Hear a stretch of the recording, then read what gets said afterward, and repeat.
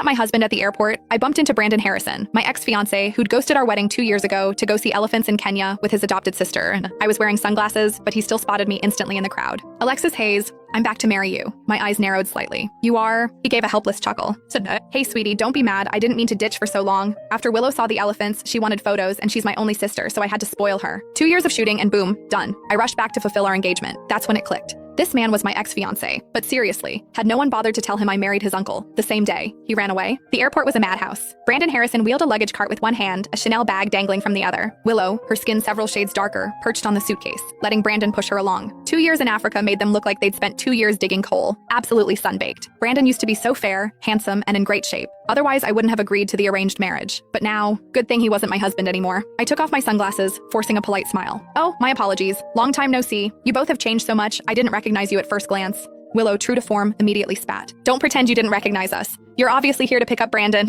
If Brandon and I hadn't ditched our phones and gone completely off-grid after we left, you probably would have tracked us to Africa yourself. Honestly, I don't know what Brandon sees in you. You're just a pretty face with nothing else going for you. Willow huffed, turning her head away dramatically. Brandon ruffled her hair, a helpless smile playing on his lips, and playfully poked her nose. You can't be so childish after Alexis and I get married. Otherwise, I won't take you on your artistic journey to Africa next year. After calming Willow down, he turned to me, explaining, she's just got a childish temper. You know her dad died protecting me in that car crash, and she lost her father because of it. Once we're married, we'll be a united front. I hope you can look out for her. Treat her like your own sister. Was he even listening to the BS coming out of his mouth? I rolled my eyes, a silent, elegant dismissal, and flashed the wedding ring on my finger. Mr. Harrison Jr., thank you for bailing on me back then. It led me to a man 1,000 times better than you.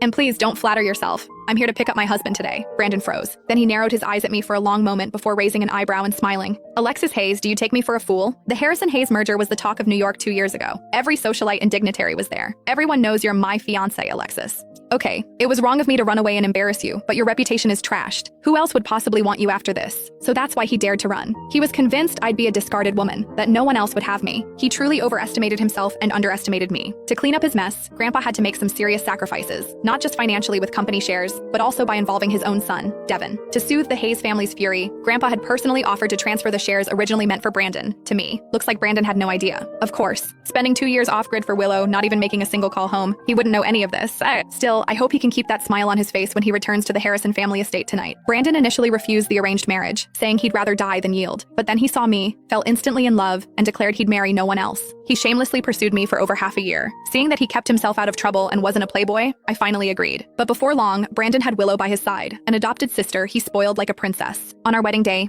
he got a call from her. Brandon, remember what you promised? To take me to Africa to see the elephants. So I'm waiting for you at the airport.